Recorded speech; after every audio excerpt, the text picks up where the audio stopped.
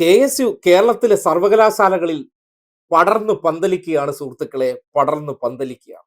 കണ്ണൂരിലും തോറ്റു, MG-യിലും തോറ്റതിന് ശേഷം കേരള സർവകലാശാല തെരഞ്ഞെടുപ്പിന്റെ നോമിനേഷൻ പ്രക്രിയ പൂർത്തീകരിക്കുമ്പോൾ സതീശന്റെ കുട്ടികൾ പടർന്ന് പന്തലിച്ച് 79 കോളേജുകളിൽ 42 നോമിനേഷൻ പൂർത്തീകരിക്കുമ്പോൾ ഏകപക്ഷീയമായിട്ട് SFI വിജയിച്ചിരിക്കുകയാണ്.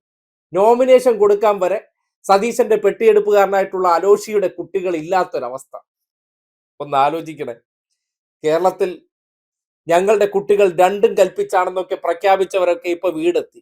KSUവിന്റെ സുവർണ കാലമാണ് കടന്നു പോകുന്നതെന്ന് സതീശൻ വച്ചടി തള്ളുന്നു. ഇടയ്ക്കിടയ്ക്ക് ഇതിന് ഇന്ധനം പകർന്നുകൊണ്ടിരുന്ന ഷോഫീഖാനും മാങ്ങാണ്ടിയും ഇപ്പോൾ ഷെഡി കയറിയ അവസ്ഥയിലുമാണ്. അപ്പോഴാണ് അലോഷിയുടെ ടീമിന് മത്സരിക്കാൻ പോലും ശേഷിയില്ലാത്തൊരവസ്ഥയായി.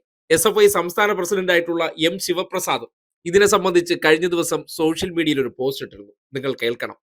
രാഷ്ട്രീയ സാഹചര്യം കൃത്യമായി പഠിക്കുന്ന KSU സംസ്ഥാന കമ്മിറ്റിയെ അഭിനന്ദിക്കാതിരിക്കാൻ കഴിയുന്നില്ല. കണ്ണൂരിലും MG-യിലും മത്സരിച്ച് തോറ്റ KSU കേരള സർവകലാശാലയിലേക്ക് എത്തുമ്പോൾ നോമിനേഷൻ തന്നെ നൽകാതെ പരാജയത്തിൽ നിന്ന് ബുദ്ധിപൂർവം രക്ഷപ്പെടുകയാണ്. ഞങ്ങൾ മത്സരിച്ചാലല്ലേ സഖാക്കളെ നിങ്ങൾക്ക് ഞങ്ങളെ തോൽപ്പിക്കാൻ കഴിയൂ എന്ന് KSU.